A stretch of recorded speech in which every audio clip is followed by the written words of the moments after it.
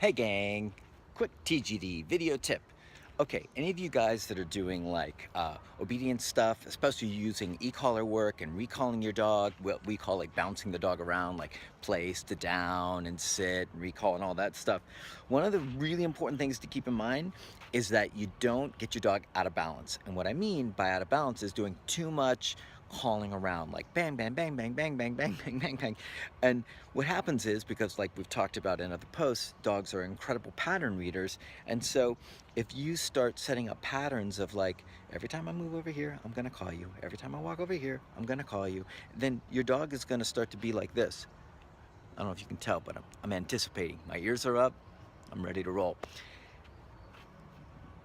If you continue to do that stuff, then what you create is an edgy, anticipatory, if that's a word, I think it is, and anticipating dog rather than a chilled out, relaxed dog, right? So we want to make sure we've got the action. We want to make sure that we've got that non-negotiable recall. And we've got, the dog being able to move and come to us and do all that stuff.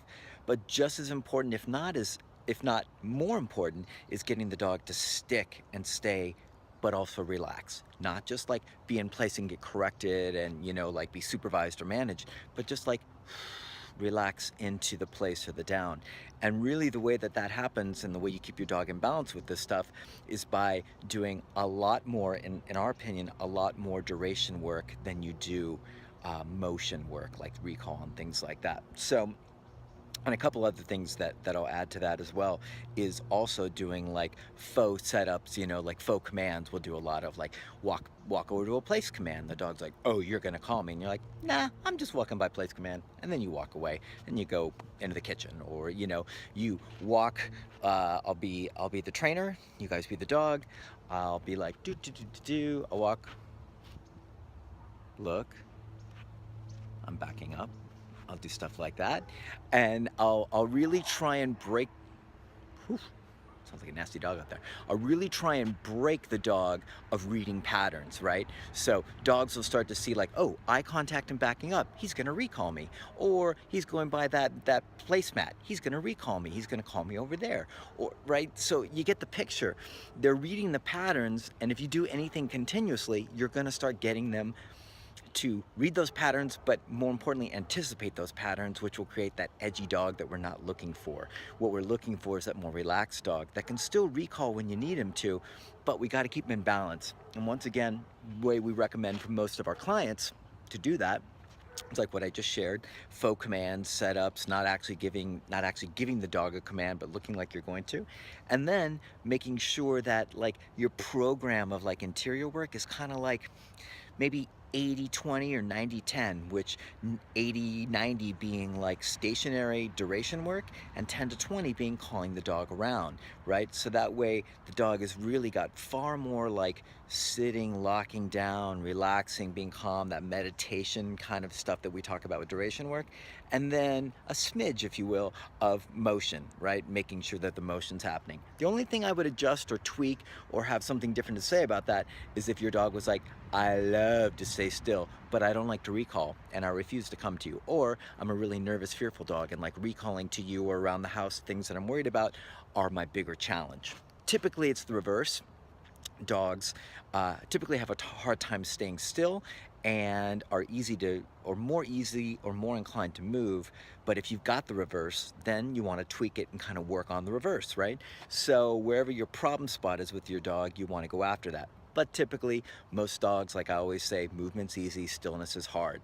If you got the reverse, give it a little switch, give it a little tweak, change your percentages of how much motion you want to try and do to try and get your dog over whatever humps, whatever things are in the way of your dog's brain, mindset, getting in attitude and perception and perspective, getting into a better space.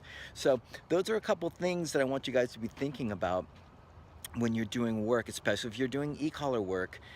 watch out for getting your dog into any kind of pattern mode, any kind of anticipation mode, anticipatory mode, where they're just reading signs and they're staying on edge or reading signals from you that look somewhat similar to giving a command, or something very similar to giving a command, and I want you guys to not give the command. I want you guys, if you got an anticipating dog, go up and give them lots of faux cues, but don't call them. Let them think they're gonna call me, but you're not gonna call them.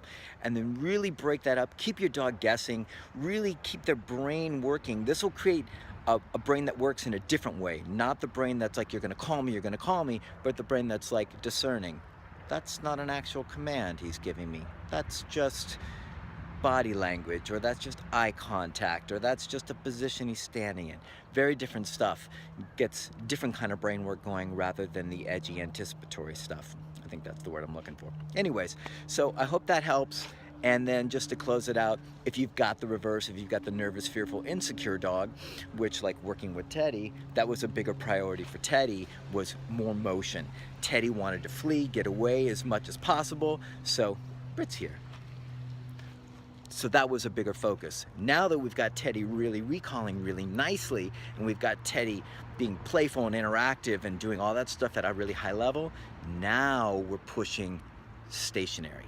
Now we're working to tweak the other part of the equation, which is don't move even if there's something you're worried about. First we had to get him to like be able to move towards us and have that kind of action stuff, that motion stuff. Now we need the stillness stuff. So we're tweaking on the fly with him. So anyways, hope that helps. Anybody have any questions about their specific dog or their specific situation, or how to better implement this, hit me up in the comments and I will be happy to try to answer them for you. You guys have yourselves an awesome Thursday, and I will chat with you guys soon. See you. Bye.